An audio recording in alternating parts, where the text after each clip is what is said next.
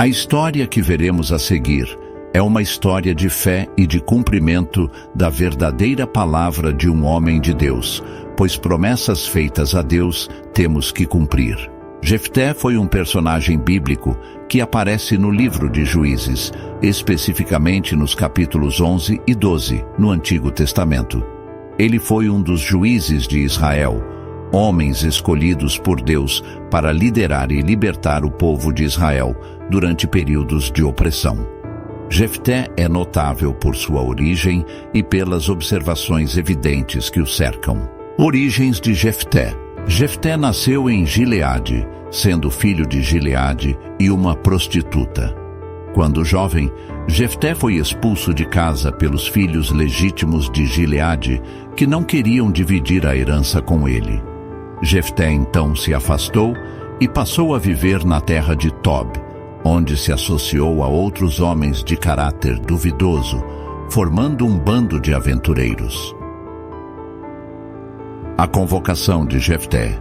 Após algum tempo, os amonitas invadiram Israel e atacaram a região de Gileade.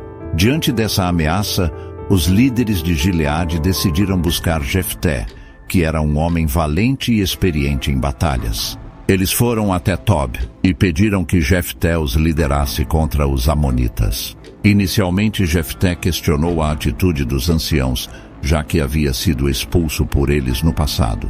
No entanto, os líderes de Gileade prometeram a ele que, se ele os salvasse, seria nomeado como líder, juiz de todo Gileade.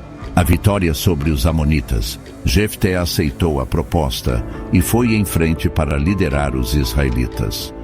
Antes de ir para a batalha, ele fez uma promessa a Deus.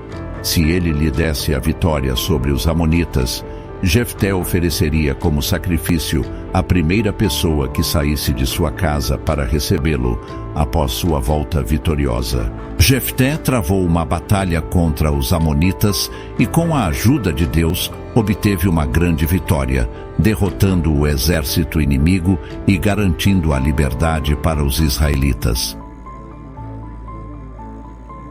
O voto de Jefté e sua tragédia é um dos episódios mais dramáticos e controversos na Bíblia, encontrado no livro de Juízes, capítulo 11. Jefté estava buscando a ajuda divina, acreditando que Deus o guiaria na guerra contra os amonitas. Mas o menos esperado aconteceu, não imaginando ele as consequências que iria abordar.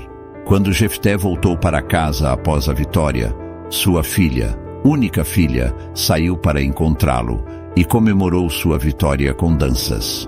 Jefté, lembrando-se do voto que havia feito a Deus, ficou profundamente angustiado, pois não havia esperado que fosse sua própria filha quem o recebesse.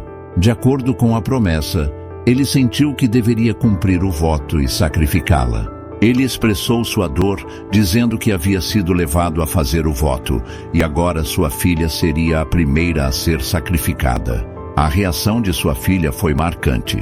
Ela aceitou seu destino com grande coragem e pediu um prazo de 2 meses para lamentar sua virgindade e o fato de que nunca se casaria, pois ela estava prestes a morrer, de acordo com o voto do pai. Ela foi para as montanhas com suas amigas para esse período de lamento. Depois de 2 meses, a história diz que Jefté cumpriu o voto que havia feito, sacrificando sua filha. Embora a Bíblia não forneça detalhes específicos sobre o tipo de sacrifício, o episódio é interpretado de diferentes maneiras. Alguns estudiosos acreditam que Jefté realmente sacrificou sua filha, enquanto outros sugerem que o voto pode ter envolvido a consagração de sua filha ao serviço de Deus, sem que ela fosse morta de fato. Legado e fim. Após essa tragédia, Jefté governou Israel por 6 anos. Após sua morte, Izã, Elon e Abdão sucederam-no como juízes, de acordo com a narrativa bíblica. A história de Jefté destaca sua coragem, sua fé e a seriedade com que ele cumpriu seu voto a Deus. Porém, também traz um triste episódio de um voto que resultou em uma grande perda pessoal.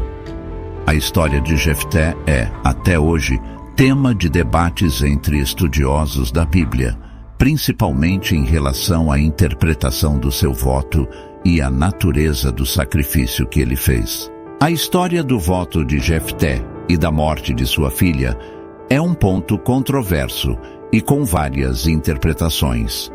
Para muitos, ela destaca o tema da importância de cumprir promessas e a tragédia de votos impulsivos, enquanto outros veem nela um exemplo de fé extrema e de cumprimento rigoroso de um voto feito a Deus.